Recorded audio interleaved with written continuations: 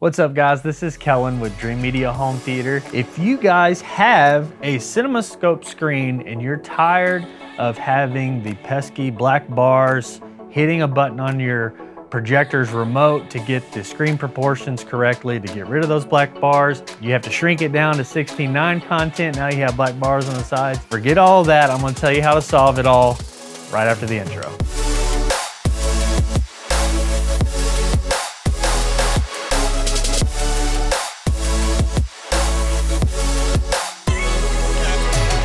All right guys, welcome back. So as you can see, right now we're working with a 176-inch 235 screen.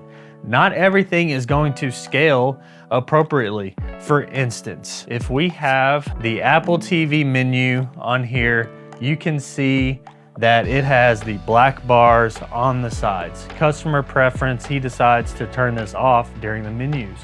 But he does have a setting on there for whenever actual 16 content is playing, we can stretch the image appropriately. If we find a movie here to watch that is also CINEMASCOPE, we'll go into here, we'll go into Plex, we'll hit resume. As you can see, the image is now filling the entire screen. This is a CINEMASCOPE movie, didn't touch anything, didn't have to change any settings. The MadVR automatically knew what to do. It has a preset built into the MadVR. Whenever you start a 235 movie, 240, whatever, you set up the boundaries of your screen and the MadVR will automatically fill the space. With the MadVR, you have the best tone mapping machine. So the JVC does have some pretty good tone mapping on its own that is dynamic. A lot of Epson projectors, Sony projectors for instance, they have static HDR tone mapping. So with that, kind of the same thing. Whenever you're watching a super bright movie that has a super high nit level, you'll need to turn the HDR slider or enhancer or whatever the setting is on the projector. If it's a static projector, you'll have to turn it down. That way the highlights aren't blown out. You can see some cloud detail. You can see the highlight details in the image. Vice versa, if you're watching a very dark movie that is mastered at a very low nit level, now you'll have to bring it back up. And if you watch those movies back to back, you'll have to change the settings on your projector. That way you're not losing details in a super bright movie and highlight details, and you're not losing a bunch of shadow, black level detail that is in a darker movie. The JVC mentioned, it does have some dynamic tone mapping, so it can read that metadata coming in and kind of adjust on its own. But if you want the best of the best, something that is going to give you the best image when it comes to tone mapping, anamorphic geometry, you have a CINEMASCOPE screen, you're using an anamorphic lens, you can get some rid of the barrel distortion that the lens can cause with the geometry correction in the extreme model of the MadVR. And then of course, we can talk about some tone mapping. So as you can see, we have the tone mapping turned on.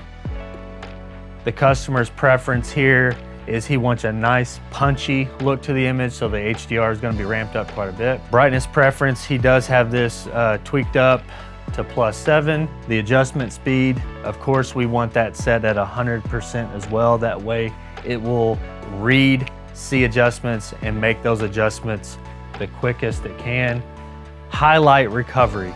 So if you want to look at the highlights in that image over there on the Doctor Strange logo, if we were to turn that to off, immediately you can see some of these lines that are in this diagram. I think it's a clock maybe that he's standing in front of.